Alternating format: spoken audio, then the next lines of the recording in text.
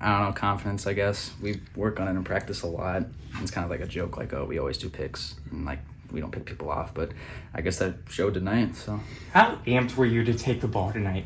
pretty amped. I mean, I want the ball. I want to be out there. I want to be on the mound. So it was pretty cool. It was pretty special. When they're kind of getting to you on those hits, your teammates are backing you up with defense. You're obviously getting the pickoffs, but to continue to rebound and finish off the game, finish with 12 strikeouts, I mean, what's kind of going through your head throughout the night?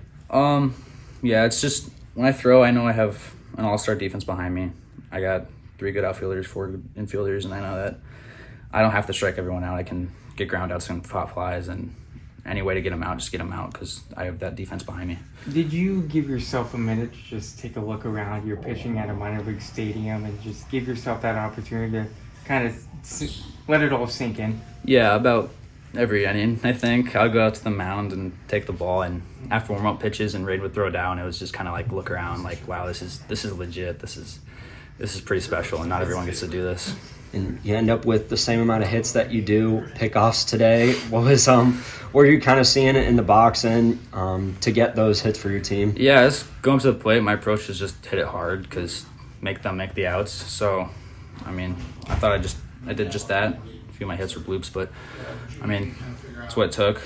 So yeah. And how big was it for the bottom of the order in that in the 6th inning to get that walk to ensure that you can have a chance to get up there and drive in that insurance run? It was big. It was huge. Our 8-9 guys are really good at getting on base, finding ways on. They're not going to hit doubles. They're not going to hit home runs, but they get on base, and that's all I have to do, just to flip the order around.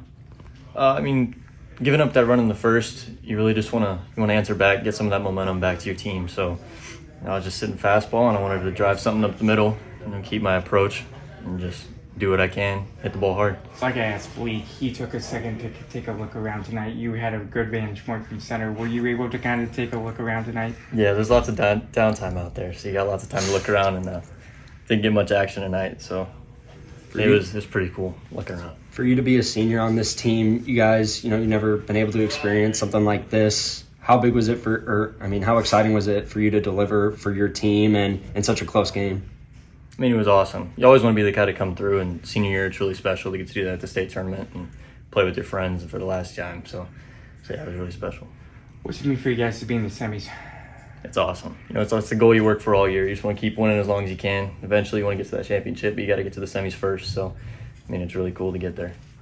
I felt like Jaron was in control. I mean, they hit him a little bit, but I felt like he was in control, and I was pretty happy to see those pickoff plays work. We spend about a day every week we work on it, and I guess that's why you do it. You do it in these moments so you can use them in those situations, and they were executed really well. And, offensively, you guys really got things going later on, and Jaron gives you that insurance run later. Right. I'm hearing in the dugout, everyone's like, we need to add one more. How crucial did you think it was to add it to make it a 3-1 ball game? Well, I mean, anytime you can add is great, but I'm standing out there and I'm seeing Hunter at second, George at first, and I'm thinking we've been here before, right? Mm-hmm. I mean, that's how that Sergeant Bluff game ended, and I was watching their right fielder, and he was playing so shallow. It's like, gosh, if we can just burn him one time, we can pick up some runs. And Jaron, we talked about it after the Sergeant Bluff game. That's what, when you got a D1 guy, that's what they're supposed to do. They're supposed to come through in those big moments, and he's done it all summer. How did your team kind of deal with originally supposed to be play the game at 5 and then having to push the game until 8 o'clock? Well, I don't know that we handled it real well necessarily, but we sat in the parking lot. We pulled up right when it started raining, and we were supposed to take our picture at 3:30, and we sat in the cars for probably 45 minutes before I had any notice of what was happening. And I came into the building to see if I could find Annie Umpton and find out, just get some kind of update. And we ended up going back to the hotel for about an hour, and then we went and grabbed something to eat and came straight back here. But and then that game before us, it was 5-2, and then all of a sudden it's over. Mm-hmm. So it was kind of a fire drill trying to get out into the dugout and get stretched, and they were wanting to go and get going as fast as possible. But the kids handled it great. They've been loose this entire trip. I mean, yesterday at practice they were really, really loose. Even today in batting practice, it was I didn't see any sense of nerves or urgency or anything. It was just, we got another game to play, we'll go out and play. And then when we got to the stadium, obviously, we hadn't been in here. We drove over here last night after dinner. We couldn't get in. We just looked at it from the outside. But I thought, the kids in this environment, they really handled it well. Well, I know this team hasn't really faced much adversity this year, and this whole school year for that matter, but what does that say about the psyche of this team that they were able to kind of adapt and adjust to everything that happened this afternoon? Well, I think, like I said last week, we learned a lot about ourselves after those 2 playoff games, where we were behind and had to come back. And, the kids are hungry. They know how much time they spend. They know how hard they've worked.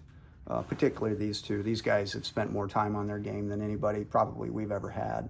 So, they're hungry. They want to get it done, and want to be here all week. You can talk about your defense tonight, specifically in that 6th inning.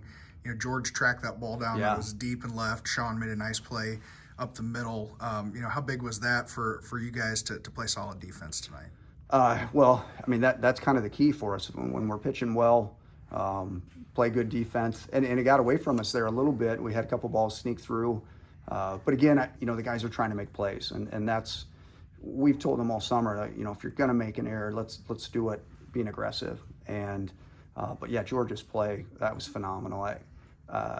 Everybody I've spoken to all summer long said our season changed when we got George back full time. He went and won a state soccer title, and so he was kind of here a little bit, and then he was gone and couldn't practice very much. But once we got him in the lineup, got him hitting the leadoff, and solidifying the outfield for us, that was a huge turning point for us. And he saw it today. He's such a determined kid. I'm really happy for him too. What kind of versatility did George bring, and what did he bring to the lineup once he came back from soccer? He had to do this last summer too. Right. What kind of versatility did George bring after he came back from soccer? Well, last couple of summers. Yeah, he just gives us a little more experience. Obviously, these 2, George, Sean, those are 4 kids who've been varsity starters since they were freshmen. So they've played a ton of baseball. George obviously had to make the change to the outfield after the arm injury kind of forced him out there, but he adapted. So he's such a good athlete. You know what I mean? Like he runs. He doesn't have the plus arm, but he does everything else really, really well. And he's a leader. I told him that, earlier this summer. He's not a vocal in front of the group, I'm going to rally everybody. He's a just, I'm going to go do it, and you guys come with me type leader. And that's exactly what he's done.